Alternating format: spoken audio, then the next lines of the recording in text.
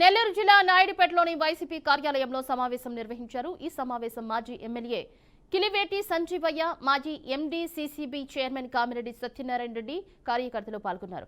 రైతులను కూటమి ప్రభుత్వం మోసం చేసిందని, అన్నదాత సుఖీభవ కార్యక్రమం అందించలేని పరిస్థితుల్లో ప్రభుత్వం ఉందని ఎద్దేవా చేశారు.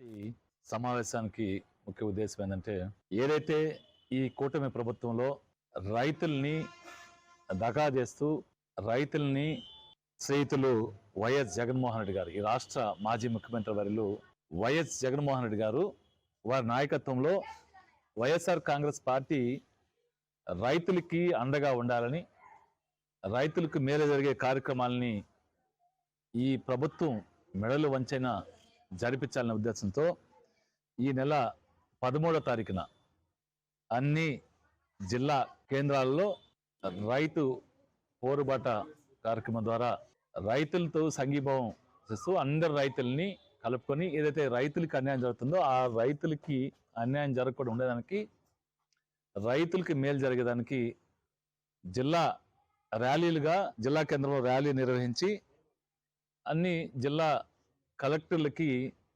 మెమోరాండం సమర్పించి రైతులకి మేలు జరిగే విధంగా చేసే కార్యక్రమాన్ని మొదలుపెట్టడం జరిగింది.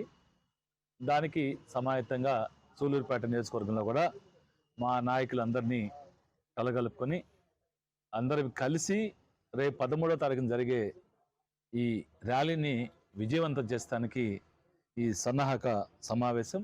నమస్కారం.